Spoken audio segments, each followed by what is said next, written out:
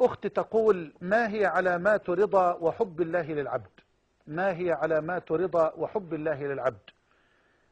يعني باختصار شديد، علامات حب الله للعبد كثيرة، وعلامات رضا الله عز وجل على العبد كثيرة.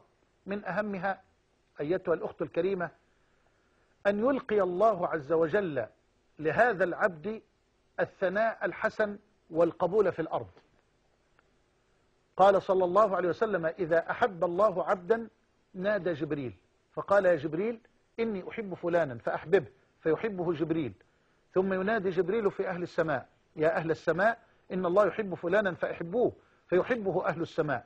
ثم ينادي جبريل في الأرض: يا أهل الأرض إن الله يحب فلانا فأحبوه، فيوضع له القبول في الأرض. أسأل الله أن يجعلني وإياكم منهم بمنه وكرمه.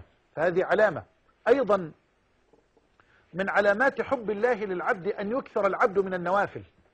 هذه لطيفة قد لا ينتبه إليها كثير من الناس.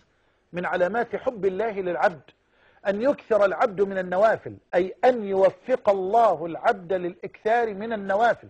ففي الحديث القدسي الذي رواه البخاري وغيره من حديث أبي هريرة أن النبي صلى الله عليه وسلم قال الله تعالى في الحديث القدسي: من عادى لي وليا فقد آذنته بالحرب، وما تقرب إلي عبدي بشيء أحب إلي مما افترضته عليه، ولا يزال عبدي يتقرب إلي بالنوافل حتى أحبه، فإذا أحببته كنت سمعه الذي يسمع به وبصره الذي يبصر به، إلى آخر الحديث.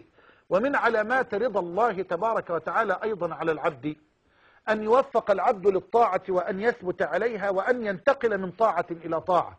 فالخير لا يأتي بالشر، وإنما لا يأتي الخير إلا بالخير. أكرر: من علامات رضا الله جل وعلا على العبد أن يثبت الله العبد على الطاعة، وأن ينتقل العبد من طاعة إلى طاعة، ومن خير إلى خير. فالخير لا يأتي بشر، وإنما لا يأتي الخير إلا بالخير.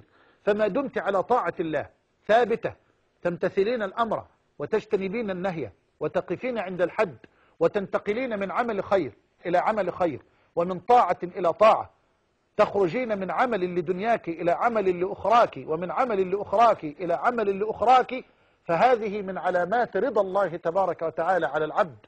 وأسأل الله سبحانه وتعالى أن يثبتنا وإياكم على الحق، وأن يرضى عنا وعنكم بمنه وكرمه، إنه ولي ذلك والقادر عليه.